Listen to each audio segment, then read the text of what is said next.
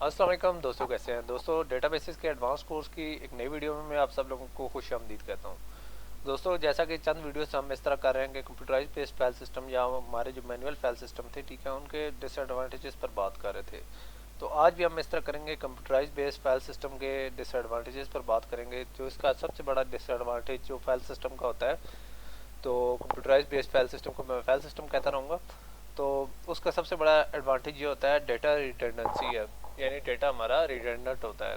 ठीक है, तो डेटा रिडंडेंट का मतलब क्या है वो तो मैं आप लोगों को साथ साथ क्लियर करता जाता हूँ। तो उससे पहले हम थोड़ी सी तमीज़ बांधते हैं। जैसा कि आप लोगों को पता है कि हमारा जो फाइल सिस्टम या कंप्यूटराइज बेस्ड फाइल सिस्टम होता है, उसमें डेटा हमारा डिफरेंट सोर्सेज से आता है, जिसमें हमारे हेट्रोजीनियस सोर्सेज भी शामिल हो सकते हैं। ठीक है, तो चूंकि डेटा डिफरेंट किस्म का होता है, डिफरेंट शेप में होता है, डिफरेंट फॉर्मेट्स में होता है, तो हम अपने डेटा को डिफरेंट डिफरेंट लोकेशन पर स्टोर करते हैं। ठीक है, हम डिफरेंट डेटा को डिफरेंट स्टोरेज पे रख देते हैं। ठीक है, तो चूंकि डेटा डिफरेंट लोकेशनों पर डिफरेंट डेटा डिफरेंट लोकेशनों पर पड़ा होता है फाइल सिस्टम के अंदर, जैसा कि आप लोगों को पता है, हम फोल्डर बना के उसके अंदर रख रहे होते हैं। तो जो डेटाबेस प्रोफेशनल्स होते हैं वो इस डेटा को कहते हैं islands of data. Islands of data से क्या मुराद है वो मैं आप लोगों को बताता हूँ।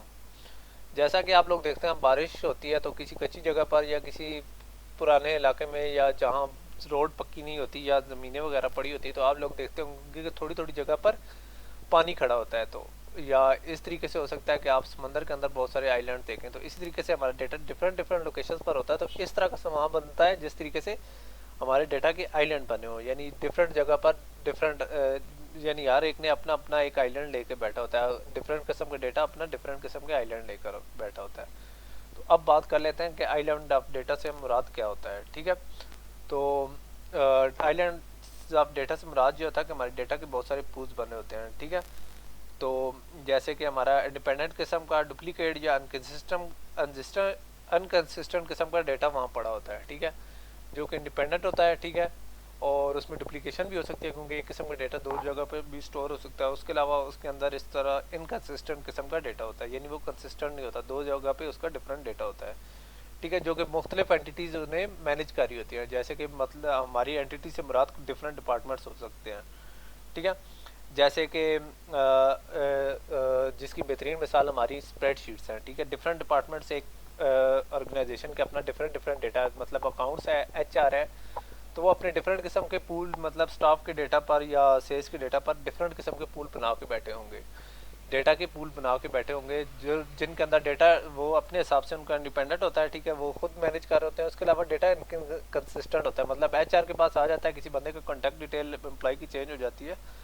ठीक है, तो वो शायद अकाउंट्स या पेरोल वालों के पास नहीं आएगी, या इस तरीके से हम उस डेटा को कह सकते हैं कि वो डेटा इनकन्सिस्टेंट होता है। और डेटा होता है तो डुप्लीकेट है, क्योंकि HR का डेटा अपना मैनेज कर होता है, जो हमारा पेरोल सिस्टम होता है वो उस एम्प्लॉय का डेटा अलग कर रहा होता है। तो हम ये कह सकते हैं कि हमारा डेटा डुप्लीकेट होता है। तो ये चूँकि बहुत सारे अमूमन ये चीज़ें स्प्रेडशीट्स के अंदर होती थी जब कंप्यूटराइज बेस पे फाइल सिस्टम यूज़ होता था, तो इन तमाम जो स्प्रेडशीट्स को हम पूल कह सकते हैं। ठीक है, तो जैसा कि हमारे इसकी एक बेहतरीन मिसाल है कि हमारा जो अकाउंट सेक्शन हमारे डिपार्टमेंट का या हमारे इदारे का, ठीक है, तो उसके हर एम्प्लॉय ने इस तरह किया हुआ कि उसने इस तरह किया हुआ कि जो हमारे सेल्स का डेटा उसकी अलग अलग कॉपी बनाई हुई है। तो हम एक कह सकते हैं कि एक डिपार्टमेंट के अंदर भी, यानी एक सेक्शन के अंदर भी आप देख सकते हो, तो हर एम्प्लॉय ने अपना अपना एक पूल डेटा बना के रखा हुआ है, जिसे हम आइलैंड कहते हैं।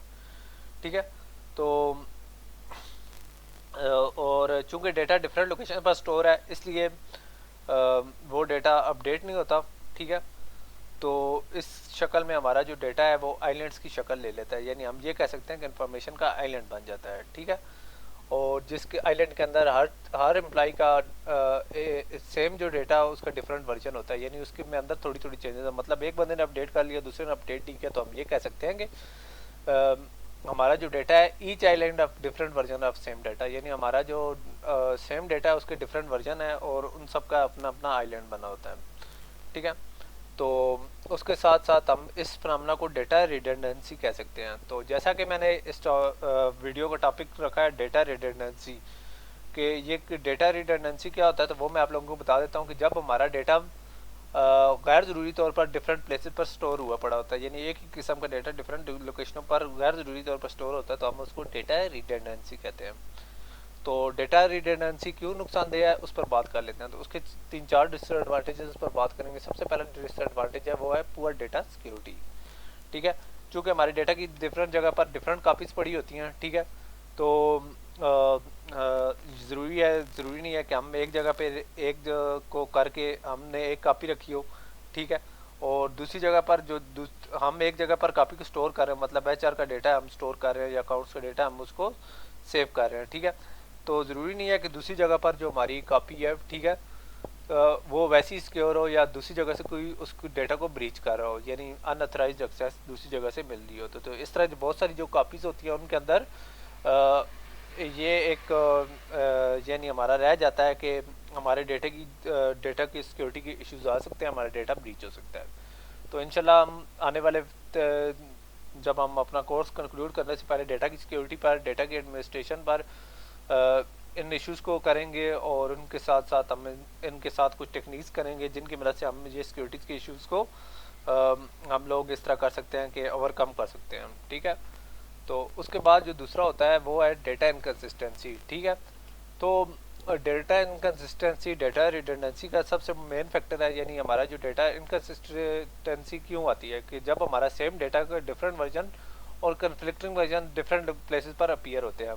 ठीक है, सपोज हमने एक एम्प्लॉई का इस तरह किया कि उसके डेटा के अंदर हमने थोड़ी सी चेंज किया, उसका फ़ोन नंबर हमारा चेंज हो गया। ठीक है, तो हमने एजेंट जो हमारे एम्प्लॉई की फ़ाइल है उसके अंदर तो हमने उसको कर दिया है। ठीक है, लेकिन हमने अपने अकाउंट या कहीं और हमारा जो कुछ मार्केटिंग का डिपार्टमेंट है वहाँ हमने ये चेंज करनी भूल गए हैं।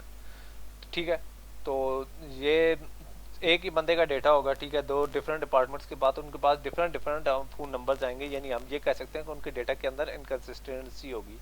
दोनों डिपार्टमेंट जब कोई रिपोर्ट्स वगैरह बनाएंगे तो उनके अंदर काफ़ी सारा डिफरेंस नज़र आएगा। एक के अंदर कोई डिफरेंट नंबर आ जाएगा, दूसरे के अंदर डिफरेंट आएगा, और ये हमें नहीं पता चल सकेगा कि कौन सा, फाइल सिस्टम की बात कर रहा हूँ। ठीक है, कौन सा उसका रिसेंट नंबर है। तो ये इस तरह के अमूमन प्रॉब्लम्स आ जाते हैं। ठीक है, तो इसलिए मैं आप लोगों को कहता हूँ कि डेटा इनकन्सिस्टेंसी को अब इस तरह किया जाना चाहिए कि डेटा रिडंडेंसी की वजह से डेटा इनकन्सिस्टेंसी आती है, तो इस वजह से डेटा जो रिडंडेंसी है, ठीक है, उसको डिस्करेज किया जाता है।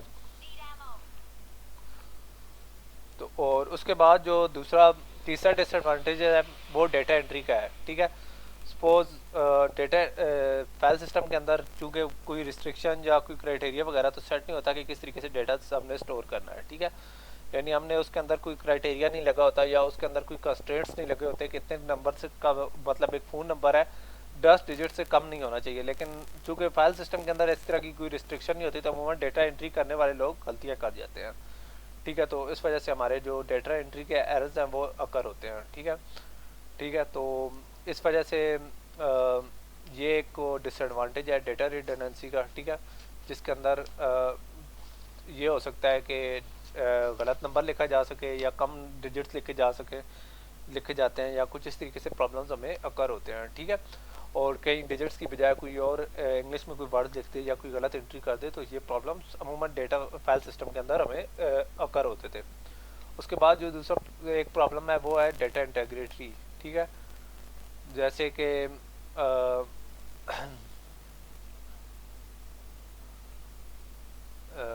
डेटा इंटेग्रिटी से मुराद हमारा जो डेटा है, ठीक है, तो वो रियल वर्ल्ड डेटा के साथ हमारा इस तरह होता है कि यानी सिंक नहीं होता। ठीक है, यानी हमारे डेटा अपनी जो यूजिबिलिटी है उसको लूज़ कर जाता है। तो ये डेटा इंटेग्रिटी को प्रॉब्लम्स को डिस्कस करने से पहले मैं आप लोगों को बता देता हूँ कि डेटा इंटेग्रिटी से यानी हमारा डेटा ना एक्यूरेट होता है ना वेरीफाइबल होता है। लेकिन मैं आप लोगों को इससे पहले डेटा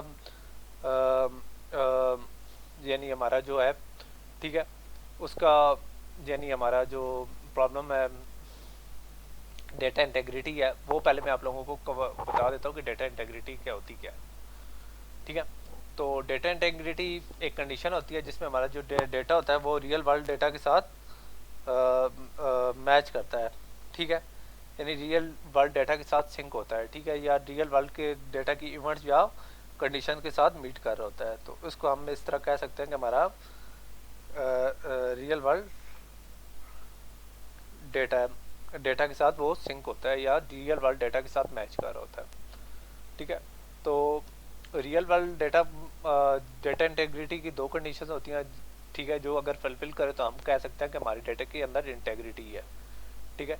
यानी हमारा डेटा एक्यूरेट, उसके अंदर सबसे पहले एक्यूरेसी होनी चाहिए, यानी हमारा डेटा एक्यूरेट होना चाहिए, ठीक है। तो अगर हमारा डेटा रिडंडेंट होगा तो उसके अंदर एक्यूरेसी नहीं होगी, ठीक है। उसके अलावा हमारा डेटा वेरीफाइबल हो, ठीक है। यानी जहाँ भी हम अपने डेटा को डिफरेंट जगहों पे देखेंगे तो हमारा डेटा कांस्टेंट होना चाहिए, कांस्टेंट रिजल्ट देना चाहिए। यानी एक जगह पर किसी की वैल्यू 10 है तो दूसरी जगह पर 15 नहीं होनी चाहिए, ठीक है। तो ये एक दूसरा प्रॉब्लम है हमारा, यानी दूसरी करेक्टरिस्टिक है वेरीफाइबल, यानी हमारा डेटा वेरीफाइबल होना चाहिए। तो दोस्तों ये हमारा एक छोटा सा कंसेप्ट था डेटा इंटेग्रिटी का। तो जब हमारे अंदर प्रोग्राम यानी हमारा डेटा रिडंडेंट होगा तो उसकी डेटा इंटेग्रिटी के इश्यूज भी आएंगे। तो दोस्तों आज हमने बात किया डेटा रिडंडेंसी पर। तो इंशाल्लाह नेक्स्ट वीडियो पर हम कोई एक डेटा अनोमलीज पर बात कर लेंगे जो कि फाइल सिस्टम के अंदर अकर होती थी। तो उम्मीद करता हूँ आप लोगों को ये वीडियो पसंद आई होगी। तो इंशाल्लाह नेक्स्ट वीडियो में मिलेंगे, तब तक के लिए इजाज़त दीजिए, अल्लाह हाफिज़।